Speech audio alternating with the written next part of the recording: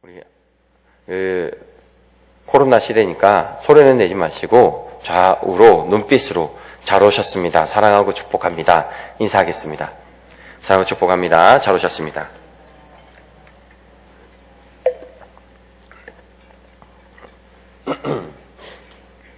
오늘 제목이 내 아이는 왜 그럴까입니다. 중고등부 설교를 좀 준비하다가 같이 이 내용을 좀 나누면 좋겠다 싶어서 같이 말씀을 좀 어른 버전으로 좀 꾸며봤습니다. 수정해보았습니다. 자녀를 두고 있는 분들은 늘 고민이 많습니다. 자주는 아니지만 저희 아이가 어리긴 하지만 가끔 그럴 때가 있어요. 매우 드물기는 하지만 얘가 왜 태어났을까?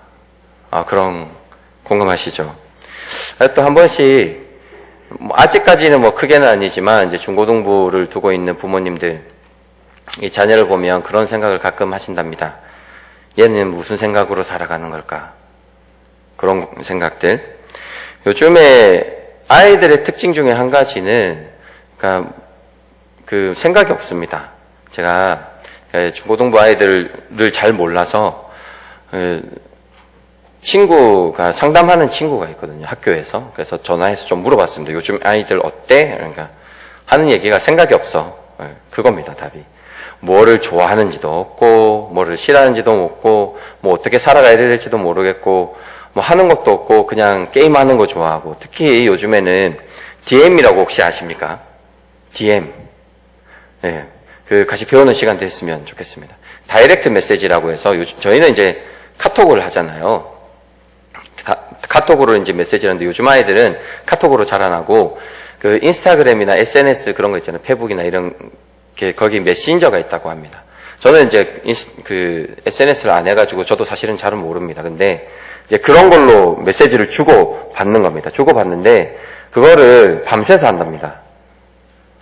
그러니까 자는 것 같은데 안 자는 겁니다.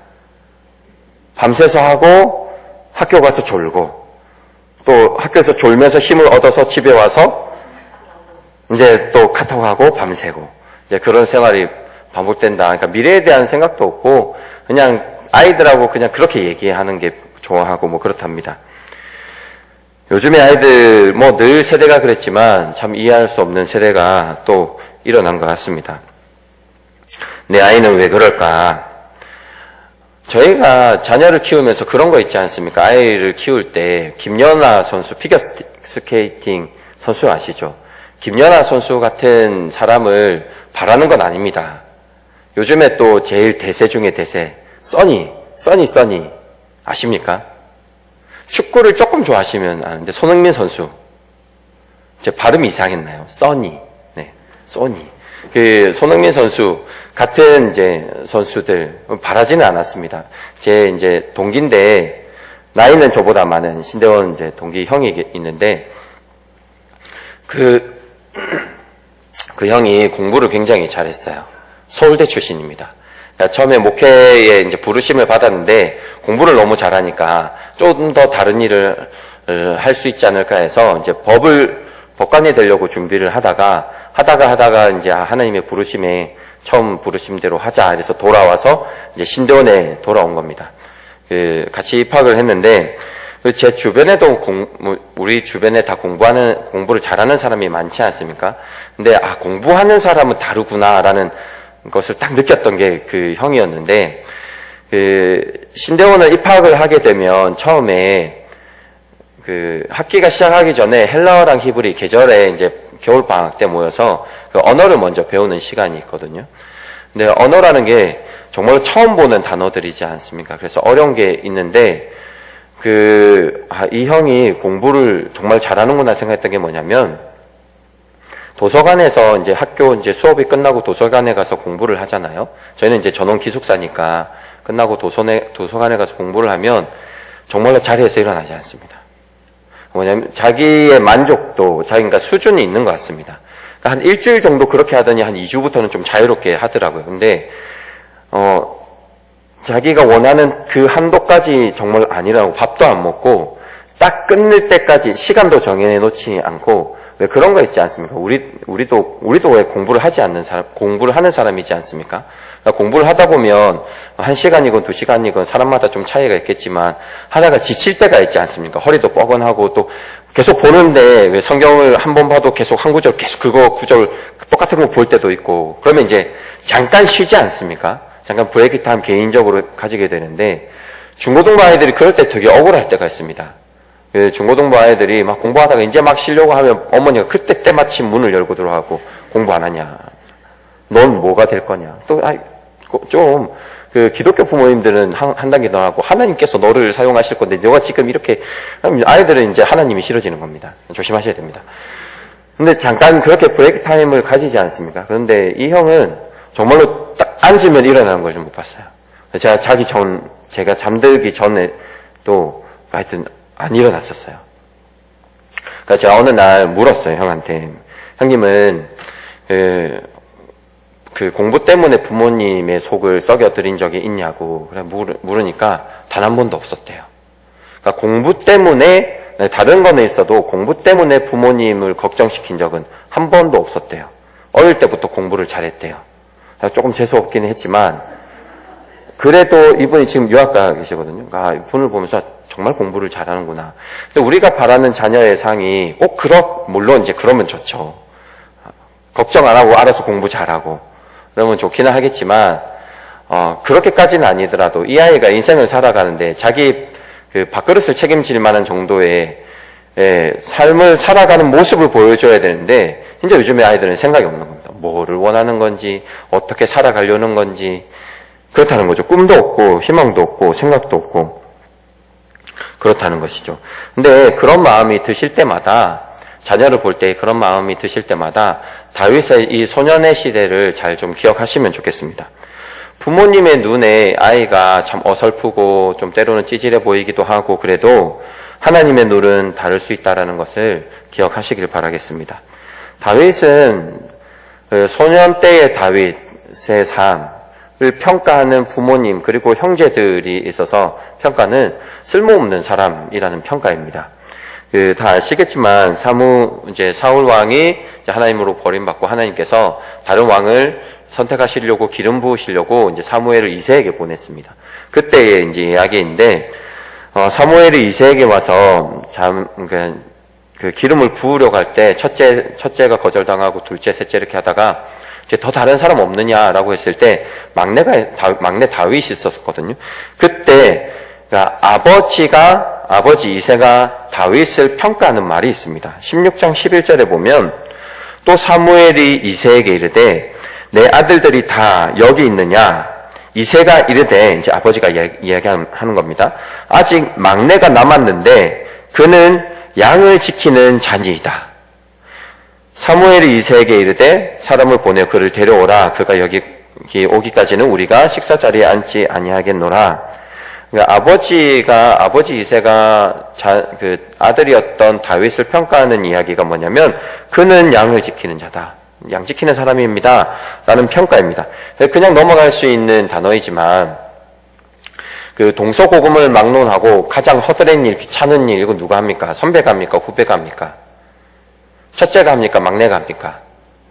그죠? 보통은 이제 나이가 조금 막내들이 하죠. 야곱의 자녀가 12명이었습니다. 야곱이 12명 중에 가장 사랑한 아들 누굽니까? 요셉이 서열상 몇째입니까? 12명의 아들 중에 11번째입니다. 이 막내 축에 속하죠. 그런데 그 형제들은 다 했지만 요셉은 하지 않은 게 있습니다. 양치는 거. 형제들은 땡볕에 양을 치러 가는데 요셉은 하지 않았습니다.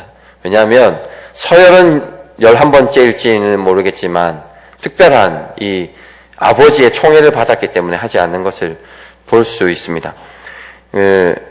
예수님의 동서고금을 막론하고 이제 예수님의 시대 때도 그렇고 저희 때도 그렇고 예수님의 시대 때는 이제 샌들 같은 것이 신발이었거든요. 그래서 발에 먼지가 많았었습니다. 집에 들어갈 때 누군가 보통 발을 씻겨주는데 그 일을 누가 감당했냐면 종들이 감당을 했습니다. 근데 종들이 다 있는 건 아니지 않습니까? 그러면 누가 씻겼느냐? 모이는 사람들 중에 가장 막내들이 씻기게 됩니다. 그러니까 그런 허드렛 일들을 뭐 여전히 막내들이 하게 되는데, 요셉은 하지 않았다라는 거죠. 신기하죠? 우리가 양을 친다는 것은 우리 시대에서는 그냥 그렇게 허드렛 일일까 생각하지만 사실 굉장히 어려운 일입니다.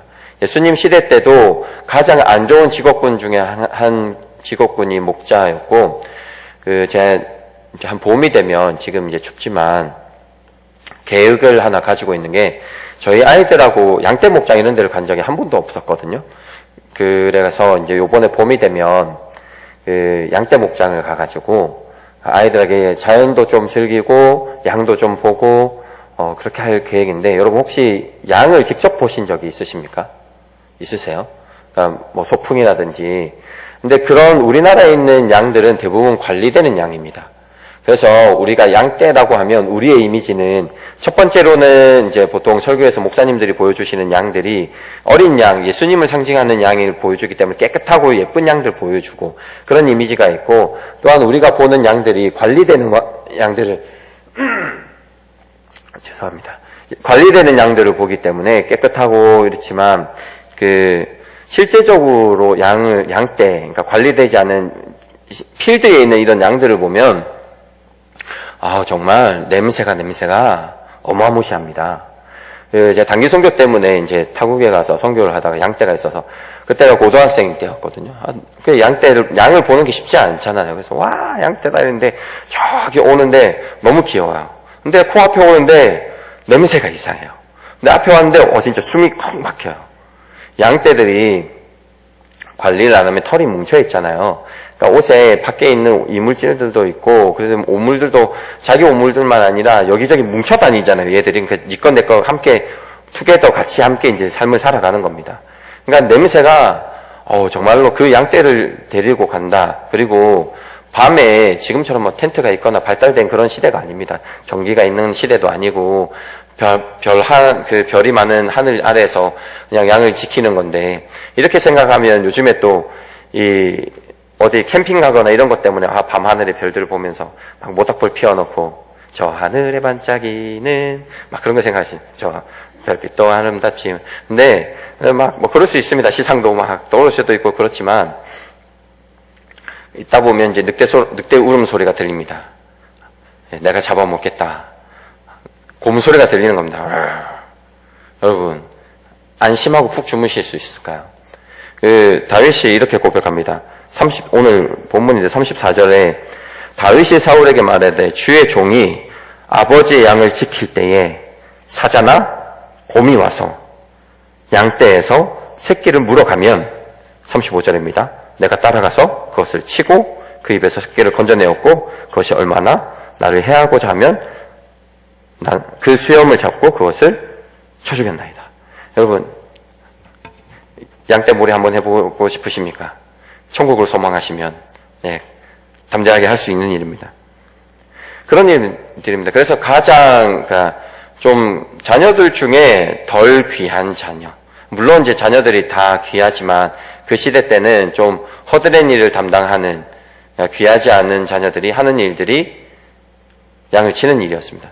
그러니까 아버지의 평가는 다윗이 그렇다는 겁니다. 아들이 여럿이 있지만, 그리고 전쟁에 나갔을 때 물론 나이가 돼서 나간 것도 있지만 전쟁에 나갈 수 없는 소년이었습니다. 그리고 형제들의 평가, 다윗에 대한 평가. 우리는 다윗이라고 하면 이제 가장 위대한 왕이지 않습니까? 가장 강력했을 때는 솔로몬 때였지만 사실 솔로몬 때에 이룬 업적은 다 다윗이 다 만들어 놓고 이제 솔로몬은 불 피운 거 그거 하나지 않습니까? 근데 그렇게 생각하기 때문에 다윗이 어릴 때부터 뭔가 달랐다라고 생각하겠지만 아버지의 평가도 그렇고 형제의 평가들도 그렇습니다. 오늘 28절에 보면 이렇게 이야기합니다. 큰 형 엘리압이 다윗이 사람들에게 하는 말을 들은지라. 이제 이 상황이 어떠냐면 다윗이 이제 아버지의 심부름으로 이제 그 당시에 참 이스라엘이 얼마만큼 열악했냐면 분량이 없는 겁니다. 그래서 아버지가 이렇게 도시락을 싸가서 보내서 이것을 먹고 이제 이렇게 했었는데, 그렇게 갔는데 이제 골리앗이 하나님의 군대를 모욕하고 이런 걸 보는 겁니다. 그래서 왜 아무도 죽이지 않냐, 가만히 있냐, 이런 얘기를 하니까 이제 그 형이 이야기를 듣고 이야기하는 겁니다. 다윗에게 노를 발하여 이르되 내가 어찌하여 이리로 내려왔느냐?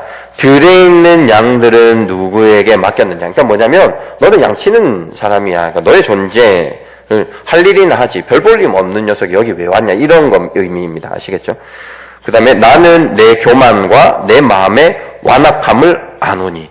네가 뭘 안다고 쫓겨난 게 그런 겁니다. 네가 전쟁에 나와봤어 이런 겁니다. 그리고 내가 전쟁을 구하러 왔도다. 이제 비아냥거리는데 지금 뭐 하는 짓이냐고. 우리가 이렇게 목숨 걸고 있는데. 그러니까 다윗에 대한 평가가 아 동생 왔느냐. 아 지금 막 설명해주고 이렇게 상황이 이래서 그런 거고 기도해라. 뭐 이런 수준이 아니라 그러니까 다윗을 굉장히 홀대하고 있는 모습이 평가라는 것이죠. 이것이 이 사람만이 아니라 그 형제들이 가지고 있는 평가라는 겁니다. 형제들 아버지의 평가는 다윗은 쓸모없는 놈이다라는 평가입니다. 자녀를 사랑하지만 이건 뭐지 이렇게 할 때가 있습니다. 어떻게 하지 할 때가 있습니다. 자녀를 위해서 기도할 때에 한숨부터 나오는 자녀 있지 않습니까? 주여 어떡합니까? 뭔가 기도해야 되겠는데 그런 자녀들 그럴 수 있습니다. 그런데 아셔야 될 것은 그것은 형제와 부모의 시선입니다. 나의 시선입니다. 하나님의 평가는 다를 수 있다라는 것입니다. 우리는 평가라는 것이 세상의 세계관으로 가지고 있습니다. 보통 자녀들이 주로 이제 머무는 곳이 학교이지 않습니까? 뭐 중학교, 고등학교, 대학교, 캠퍼스에 머물게 되는데, 그래서 학교에, 저희 때는 이제 10시, 9시, 10시에 야간 자율학습이 있어가지고, 이제 도시락을 항상 2개를 싸 다녔었습니다. 그래서 점심 때 도시락 먹고, 청소할 때 한 4시 때 먹고, 저녁 때는 또 매점 가서 또 이제 뭐 사먹고, 이렇게 삶을 살았는데, 10시에 맞추고 있는데 요즘에 아이들, 창원 중고등학교 보니까 한 서너 시에 이렇게 나오더라고요. 뭐 학원을 가든지 그렇게 하는 것 같은데, 아이들이 이제 학교에서 제일 하는 것은 공부이지 않습니까? 그래서 학교의 생활들, 그리고 공부하는 태도에 대한 평가가 있으면 우리가 자녀에 대한 불안함이 없을 겁니다. 뭐 그런 평가들이 있지 않습니까? 선생님들이 아니면 친구들이나 뭐 이 아이는 집중력이 있다라는 거나 아니면 교우 관계가 원만하다라는 평가 아니면 수업에 적극적이다 이런 평가들이 있으면 자녀에 대한 걱정을 하지 않을 겁니다. 그런 평가를 받으면 안심이 될 것 같습니다. 그런데 여러분 제 얘기를 간증을 조금 하면 제가 고3 때 굉장히 시간이 많았었습니다. 좀 할 말이 많긴 한데 그 신대원이 그러니까 제가 이제 기독교 교육과 나왔는데 신학교가 그렇게 높은 점수가 아니었었거든요. 그래서 좀 시간이 많았었어요. 그래서 담임 선생님을 도와서 여러 가지 일들을 했었는데 그 중에 했던 것 중에 한 가지가 교적이 아니라 교적은 저희가 하는 거죠, 그죠? 뭐죠? 저기 학적부, 그죠? 제가 교적을 잘 보니까 교적이었는데, 학적부 정리를, 저희 반, 이제 학적부 정리를 제가 했었거든요. 선생님은 그렇게 관심이 없으셨고, 그냥 맡기셨어요. 그래서 1번부터 이렇게 쭉 정리하다가 제 거를 봤죠. 그러니까 초등학교, 고3 때였었는데, 초등학교 때부터 다 있더라고요. 근데, 여러분들 주변에 가장 별난 아이들 있죠. 가장, 쟤 어떡하나, 약간 이런 애들, 절로 기도가 나오는 아이들 있잖아요. 그 아이가 저라고 생각을 하시면 됩니다. 평가가 다 그런 거였어요. 산만하다. 집중력이 덜하다. 말을 안 듣는다. 뭐 이런 평가였는데, 제가 기억하는 것 중에 한 가지가 초등학교 6학년 선생님이 저를 좋게 써주시고 싶으셨나 봐요. 좋게 칭찬을 해주고 싶으셨나 봐요. 근데 칭찬할 거는 없고, 워낙 이제 말썽을 많이 피우니까, 너무 산만하고, 활발했어요. 좋게 말하면 활발하고, 하여튼 그랬어요. 근데, 6학년 선생님께서 칭찬을 해주고 싶은데 칭찬할 게 없는 거예요. 근데 이제 칭찬을 뭐라고 쓰셨냐면, 쓰레기통을 잘 비움. 이렇게 평가를 하셨어요, 저를. 지금 이렇게 서 있습니다. 쓰레기통을 잘 비운 청년이 이렇게 있습니다. 학생이. 사랑하는 부모 여러분, 부모의 눈에 자녀가 어리숙해 보일지 모르겠지만, 하나님께 붙들린 바 되면 하나님의 나라의 일을 하게 됩니다. 그 믿음이 필요합니다. 왜 자녀에 대한 흔들리는 줄 아십니까? 그 믿음이 흔들리기 때문에 그렇습니다. 다윗이 가진 힘이 있었습니다. 우리 37절 말씀입니다. 자, 읽겠습니다.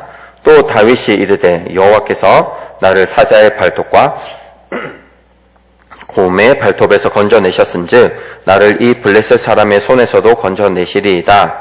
사울이 다윗에게 이르되 가라, 여호와께서 너와 함께 계시기를 원하노라. 이 믿음, 여호와 하나님에 대한 믿음. 세상은 아버지도 그렇고 형제도 그렇고 다윗이 쓸모없는 사람이라고 평가할지 모르겠지만 다윗이 가지고 있었던 훌륭한 점은 하나님에 대한 믿음이 있었고, 두 번째로는 그가 가진 하나님께서 그에게 주신 특별한 재능이 있었다라는 것입니다. 그것이 무엇이냐면 돌팔매질입니다. 이 돌팔매질도 우리는 이제 성경을 읽고 결과를 아니까 골리앗을 쓰렸던 도구가 돌팔매질이라는 것을 알고 있으니까 뭔가 대단한 것처럼 하지만 그 처음에 막대기를 들고 돌팔매를 들고 나왔을 때 골리앗이 네가 개를 죽이러 왔느냐라고 이렇게 비난합니다. 웃습니다. 사람들도 저 뭐지 이런 상황입니다. 왜냐하면 여러분 전쟁을 합니다. 전쟁을 지금 앞두고 있습니다. 목숨을 걸고 1대1을 합니다. 그러면 가장 필요한 것은 칼을 잘 다루는 기술, 아니면 칼을 잘 못 다루면 방패라도 잘 다루든지, 아니면 그 중 무기 중에 하나가 또 창이지 않습니까? 칼을 잘 다루든지 창을 잘 다루든지 방패를 잘 다루든지 그 전쟁에 있어서 필요한 것은 그겁니다. 그 능력이 필요합니다. 그런데 지금 돌팔매를 들고 나온 겁니다. 사람들이 이 사람이 이상한 사람이다 이제 이렇게 된 겁니다. 우리가 자녀들을 평가할 때 그런 거죠. 공부를 하려면 엉덩이 힘이라고 하지 않습니까? 부터 공부하는 힘, 아니면 열정, 아니면 산수를 할 때, 수학을 할 때에 어느 정도는 암산할 수 있는 힘, 자녀를 평가할 때 그런 게 있어야지 이 아이가 미래가 좀 뭔가 있는 것 같고 세상을 살아갈 때에 이 아이가 그래도 그러니까 자기의 삶을 살아갈 수, 재구실을 좀 할 것 같은 그런 평가들이 있지 않습니까? 근데 어떡하지 하는 자녀에게 그런 거 있잖아요. 넌 뭘 잘하니? 이러면 저는 볼펜을 잘 돌려요. 저는 물을 잘 마셔요. 답답해. 지금 돌팔매가 그런 느낌입니다. 이해가 되십니까?